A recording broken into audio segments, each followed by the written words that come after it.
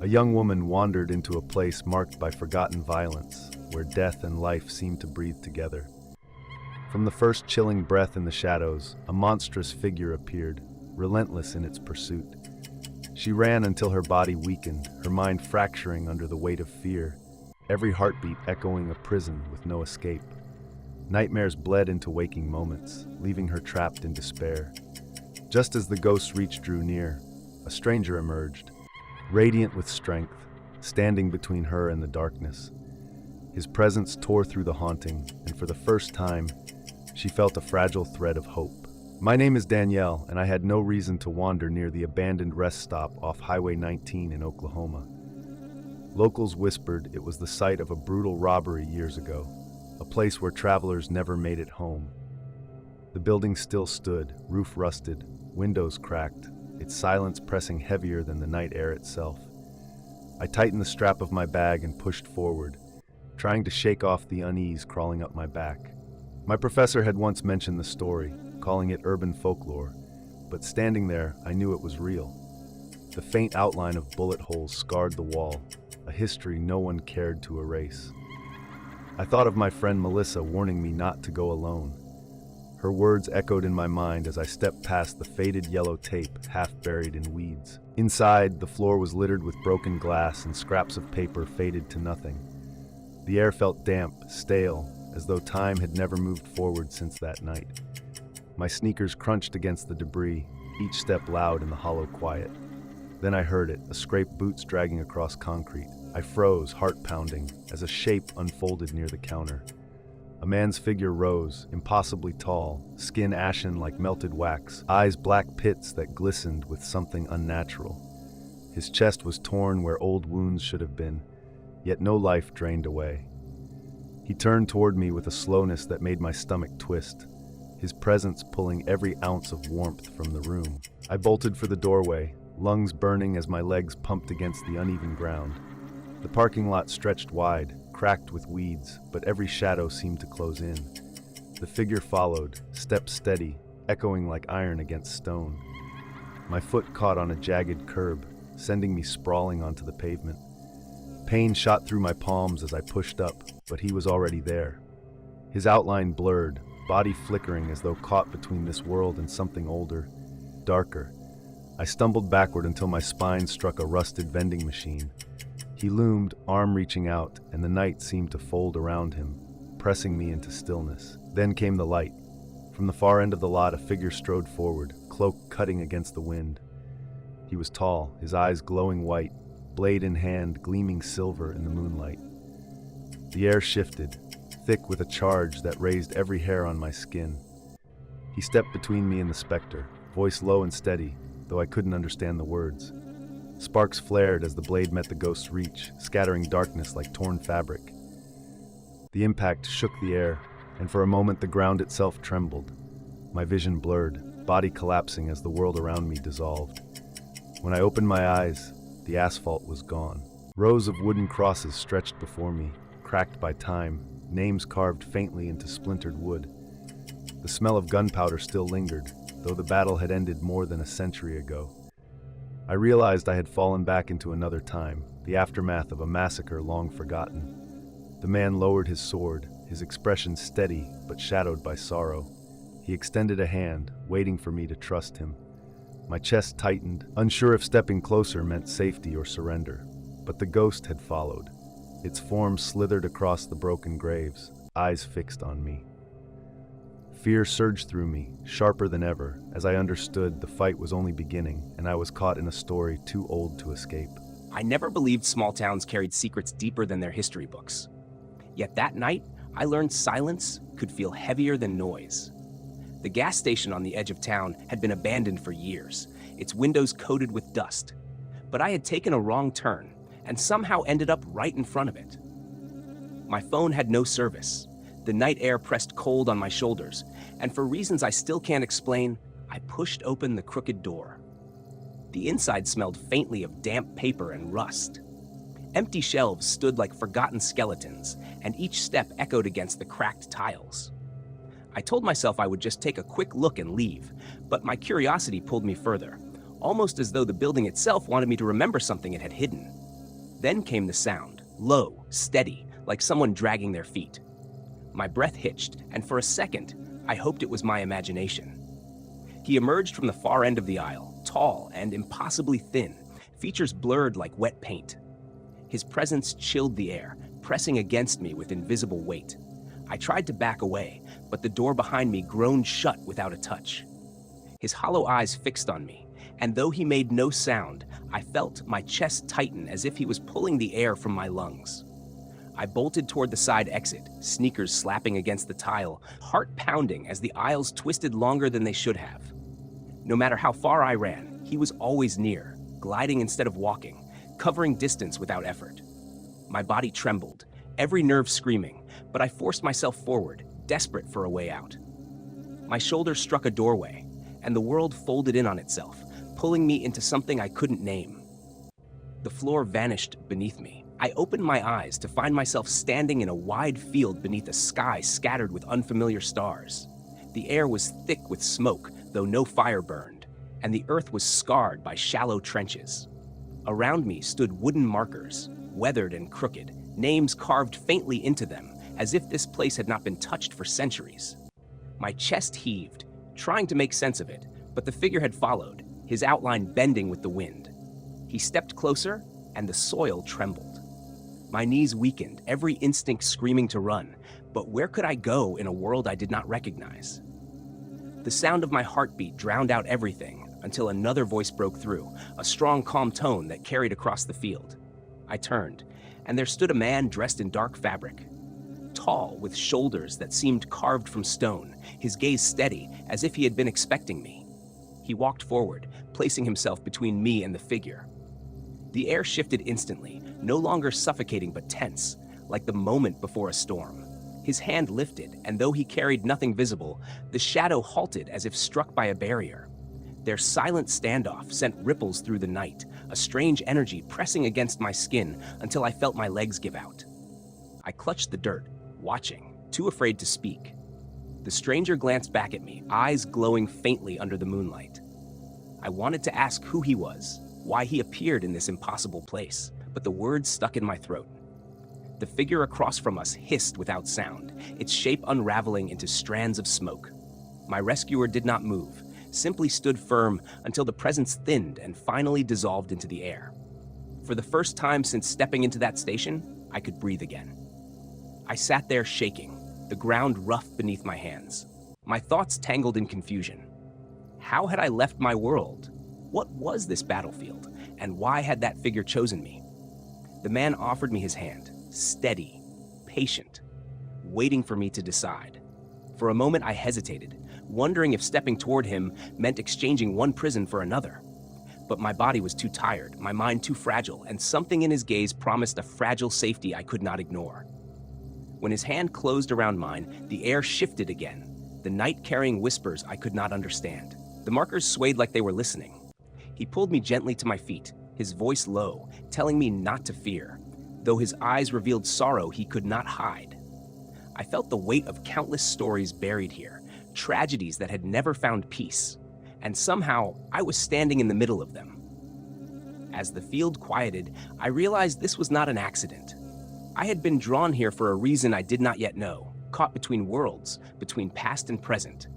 The thought terrified me, but also sparked a restless curiosity. My life before this moment felt suddenly small, like a chapter I had already outgrown. And though I wanted nothing more than to return, I sensed that leaving would not be so simple. The stranger released my hand but remained close, his presence both a shield and a reminder of the unknown path ahead. I dared not ask what came next, but in the silence I understood one thing. I was no longer a visitor. Whatever haunted this place had chosen me. I thought the field would fade once I closed my eyes, that maybe when I opened them again, I would be back in my own bed staring at the cracks on my ceiling. Instead, the soil remained under my hands, cold and rough, the sky above me shifting with stars that felt both near and impossibly far. The man who had pulled me up stood quietly, his back to me, as though he was waiting for something I couldn't see. I didn't know his name, yet his presence felt heavier than words, as if he carried the weight of this strange place on his shoulders. I whispered to ask if he knew what had brought me here, But before he could speak, movement flickered at the edges of the field. Two figures appeared from the mist, a young woman in pale linen and a boy barely older than a teenager. Their faces were tired, not hostile, but I could sense their unease. They approached cautiously, eyes darting between me and the man beside me. When the girl finally spoke, her voice was soft, almost fragile, but it carried the certainty of someone who had been wandering here much longer than I had. She said my arrival was no mistake, that no one stepped into this world without being called. Her words dug into me, stirring a fear I couldn't reason with. I wanted to protest, to tell her I had never asked for this, but the boy cut me off with a warning glance. He pointed toward the horizon where the mist darkened, where a shadowed figure slowly emerged, the same one that had chased me through the station. My stomach turned cold as I realized escape was never really an option, not when that presence had followed me across worlds. The rescuer's jaw tightened, though he never moved from where he stood. The girl and boy backed away, murmuring prayers I couldn't understand. I felt useless, standing frozen as the figure's form sharpened into something both human and not. Its outline shifted, breaking apart then reforming, like smoke bound by invisible strings. Every step it took pressed into the earth without sound, and every inch it came closer made my heartbeat hammer against my ribs. I wanted to scream, but only air escaped me, thin and cracked. The man finally lifted his hand, palm outward as if to hold back the tide. The air rippled, and for a moment the shadow paused, though its eyes, or whatever void replaced them, never left mine. I had the horrible impression it wasn't here for him at all. It wanted me. My knees shook, forcing me down again, but this time the girl caught me, whispering that I had to stay conscious, that sleep here was worse than death. Her grip was small, yet fierce, grounding me in a way I didn't expect. I asked her name, clinging to anything human, and she told me it was Alara. The boy, silent until now, introduced himself as Tomas, though his gaze never strayed from the shadow. They spoke as if they knew the rescuer well, calling him a guardian, a word that felt both comforting and terrifying. My mind spun with questions, but there was no time. The shadow pressed harder against the unseen barrier, the ground vibrating under us, the markers in the field rattling like bones. The guardian's voice broke the tension, deep and steady, ordering me to stand. He said strength came not from running, but from facing what hunted me. His words lodged in me like stones. I wanted to argue, to tell him I had no strength left, but the look in his eyes was unshakable. I forced myself upright, leaning heavily on Alara. The moment I stood, the barrier pulsed with light, weak but visible, like a thread woven through the air. The shadow recoiled for the first time, its outline distorting violently as if it hated the sight of me refusing to fall. Hope sparked, fragile but alive. Tomas stepped forward, Tomas holding a lantern I hadn't seen before. Its glow was faint, golden, flickering like it might die at any second. Yet the shadow hissed without sound, twisting back as if burned. He raised the lantern higher, and the guardian pressed his hand deeper into the air. For one breathless moment, the three of them stood together against the thing that wanted me, and I felt part of something I couldn't understand but desperately needed. The shadow retreated into the mist, dissolving once again into the horizon. Silence fell over the field, thick and heavy, broken only by the sound of my ragged breathing. Alara let me go gently, her face pale but determined. Tomas lowered the lantern, hiding the small tremor in his hands. The guardian remained still, watching the horizon, his eyes unreadable. I wanted to thank them, to pour every word of relief I had, but all I managed was a weak nod. When the mist cleared a little, the girl told me the truth no one wanted to hear. That the shadow would not stop. That my being here meant a bond had been formed, one that tied me to this place whether I wanted it or not. My chest tightened, fear and disbelief tangling together, but beneath it all was a quiet realization. Whatever this was, it wasn't a nightmare I could wake from. It was a path, and I had already taken my first steps. I didn't sleep that night, not because I didn't want to, but because the thought of closing my eyes made my skin crawl. Alara sat close by, her lantern between us, while Tomas paced like a restless dog trying to guard a yard too big for him. The guardian remained at the edge of the field, staring into the mist as if he could see farther than any of us. I wanted to ask him why the shadow wanted me, but the words dried in my throat each time I tried. It was easier to pretend I was only passing through, that maybe morning would wake me back to my own world. Morning did come, though it wasn't the sun I remembered. The light bled pale and silver, painting everything with a washed-out glow. The markers in the ground stretched farther than I had seen before, endless rows that bent into the fog. I caught myself thinking they looked like reminders, not graves, and that thought sent a chill up my arms. Alara noticed my silence and told me softly that every traveler here carried pieces of their past, and sometimes those pieces became the very things that hunted them. I didn't want to admit it, but I felt her words tightening around my chest like a rope. We left the field together, the lantern in Tomas's hand guiding the way. The air changed as we walked, heavy with a sweetness that felt almost rotten, like flowers left too long in a closed room. The guardian didn't speak, but I felt his presence behind me, a steady force that both reassured and unsettled me. At one point, I asked Alara how long she had been here. She laughed under her breath, not unkindly, and said, "Time here folded in strange ways." Days became years, and sometimes years unraveled back into a single hour. Her answer gave me nothing solid, and maybe that was the point. The path curved into a small clearing where another figure waited. She was older, her hair falling in silver waves, her dress worn but clean. She introduced herself as Miriam, though her eyes carried a weight that made me wonder how much she had seen. She studied me with a quiet intensity, then turned to the guardian as if confirming something unspoken. Finally, she told me the shadow was not a stranger but a reflection, a fragment of what I had left unresolved. I wanted to deny it, to push the thought away, but even as she spoke, I felt the memories stir, buried deep yet not gone. Miriam said each of us carried shadows, though most never crossed the threshold into this place.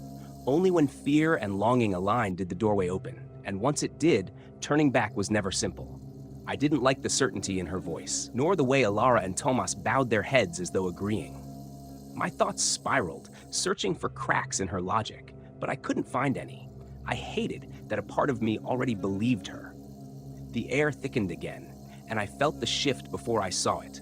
The mist parted on the other side of the clearing, and the figure returned, slower this time, as though savoring the chase. I wanted to run, but Miriam lifted her hand, steady and calm. She told me the shadow could only grow stronger if I refused to face it. The guardian stepped forward beside her, his expression as unreadable as ever. Alara gripped my wrist tightly, whispering not to give in. Tomas raised the lantern higher, its glow trembling but determined. The shadow's form flickered, and for the first time I saw something beneath its surface, an outline, familiar in ways that unsettled me more than the darkness itself. It moved like I once did, carried itself with a posture I recognized. My breath caught, realization clawing at the edge of my mind. Miriam's words echoed, that the shadow was not foreign, but bound to me. I forced myself to stand taller, though every nerve in me screamed to collapse. My throat felt dry, but I managed to speak, asking what it wanted. The shadow didn't answer in words. Instead, the clearing darkened, and the air hummed like strings pulled too tight. Images flickered in the mist, fragments of moments I had pushed aside, choices, regrets, faces I had left behind. Each one tightened the knot in my chest until it was hard to breathe. The guardian placed his hand on my shoulder, grounding me with a weight that was both heavy and necessary. He said the only way through was not to deny, but to accept. I hated how his voice rang true. Hated the thought of carrying what I had tried so hard to leave behind. Yet the shadow stopped advancing, as though waiting for me to decide. My legs shook, but I stepped forward, one pace, then another, until the mist swirled around my ankles. I didn't know what I was about to do, but I knew standing still was no longer an option. The lantern light wavered, Alara's grip tightened, and the guardian's presence loomed steady behind me. I felt the shadow stretch closer, its form nearly touching mine, yet in that closeness was something eerily familiar, a whisper of recognition that sent a shiver through me. Miriam's voice cut the silence, low and certain, telling me that this moment was the beginning of truth. My breath slowed, and though fear still wrapped around me, a different spark ignited beneath it. Curiosity, unwilling and sharp. And with that, I stepped deeper into the mist. The mist swallowed me whole, pressing close against my skin like a living thing. I wanted to breathe, but each step dragged me deeper into silence that had no end. The light of the lantern flickered faintly behind me, but soon it was gone, leaving only the pull of something waiting in the dark. My legs trembled, though I forced myself forward, unsure if I was chasing the shadow or if it was drawing me nearer. Shapes began to form, not of trees or stone, but of memories I had buried. I saw a boy's face, laughing in the glow of a summer fire, then a woman's eyes, sharp with disappointment. They came and vanished, each one cutting sharper than the last. The shadow stood among them, its outline bending, shifting, until I could not tell where it ended and I began. I wanted to close my eyes, but the air itself seemed to demand I watch. I reached out instinctively, though I didn't know what for. The shadow leaned closer, its surface breaking like water, and for a moment I thought I saw my own reflection staring back. Not the me I knew now, but the me I had once been, carrying every mistake like a crown I couldn't remove. My chest ached with the weight of it, and I wanted to scream, though no sound came out. I stumbled backward, but the mist caught me, refusing to let go. A voice reached through, not the shadow's but Miriam's. Her tone was calm, unshaken, guiding me like a thread across a chasm. She told me to name what I feared, to claim it before it claimed me. Alara's whisper followed, softer, urging me not to let silence win. Tomas's lantern light flared in the distance, weak but insistent, like a hand raised in defiance. I swallowed hard, my mouth dry, and forced a single word into the void, my own name. The shadow froze, as if the sound had struck it. Its form flickered wildly, pieces breaking away, swirling into the mist. I felt the air loosen around me, a thin crack of space to breathe. The reflection twisted once more, then dissolved, leaving nothing but the echo of my voice. I fell to my knees, gasping, as the silence broke into the faint hum of wind. For the first time since arriving, I felt the ground beneath me solid, not shifting. The mist thinned and the clearing returned. Miriam stood close, her silver hair lifted by the breeze, her eyes watching me with quiet recognition. The guardian remained behind, still as stone, but I felt something different in him, a subtle approval, though unspoken. Alara rushed forward, gripping my arm, relief clear in her face. Tomas lowered the lantern, its glow steady once again, no longer trembling. I tried to thank them, but the words tangled in my throat, leaving only a nod. Miriam helped me to my feet and said softly that the shadow would return, because shadows never vanish entirely.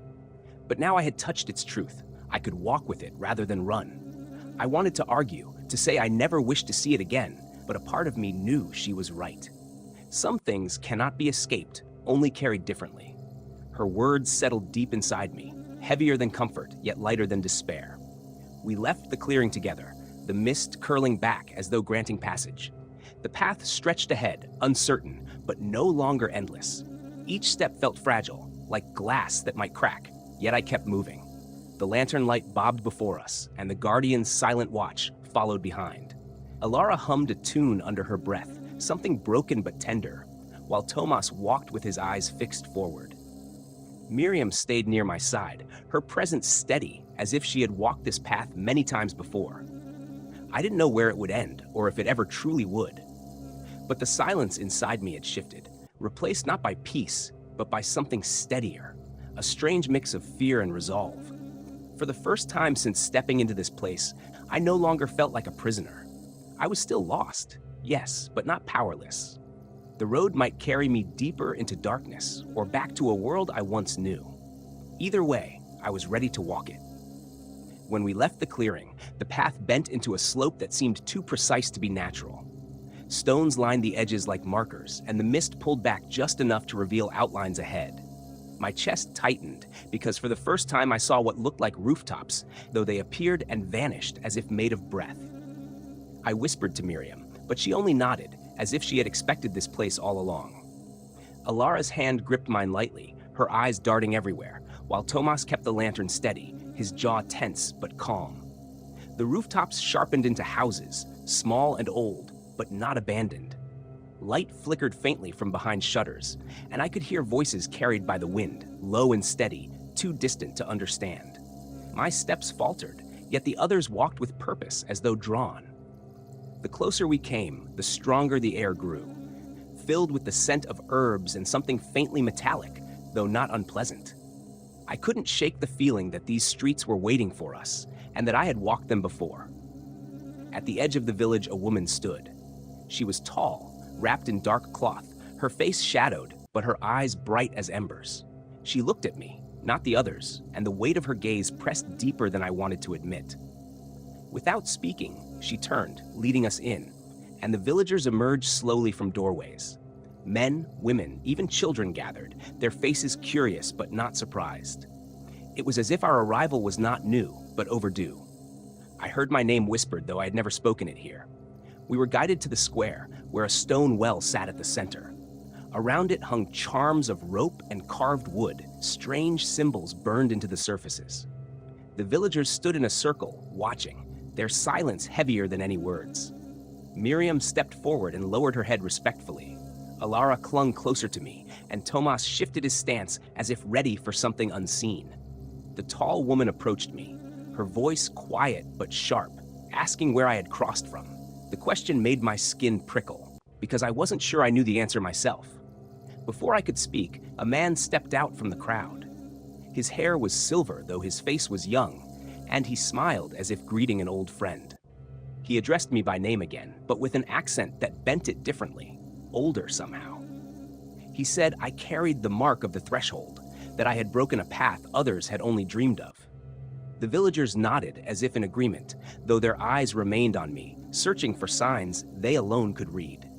My heart pounded so hard I thought it might betray me.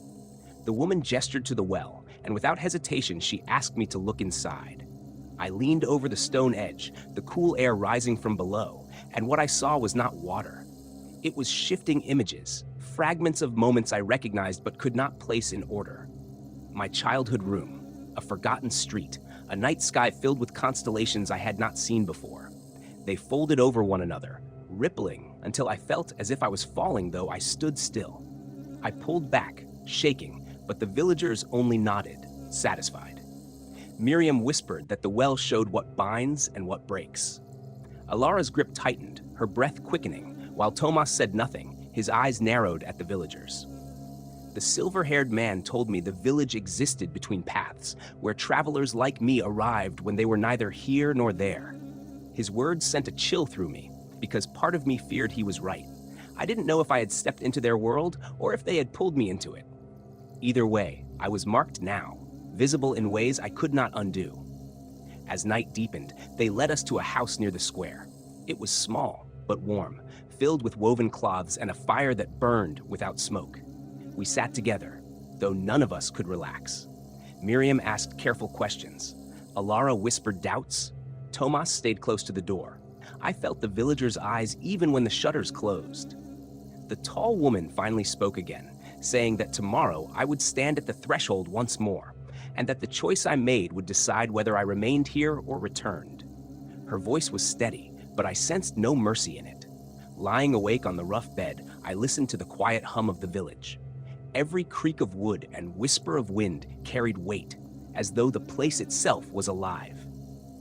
I thought of the shadow in the mist, of the reflection that had nearly swallowed me. I wondered if the village saw that part of me too, and if that was why they waited so intently.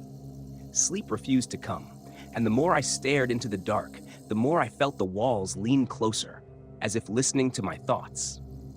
Morning would bring answers, or perhaps another crossing I could not escape. All I knew was that nothing here was chance, and that my steps had been expected long before I took them. The village knew more about me than I could bear, and though I longed to leave, some part of me feared that leaving might not be possible at all.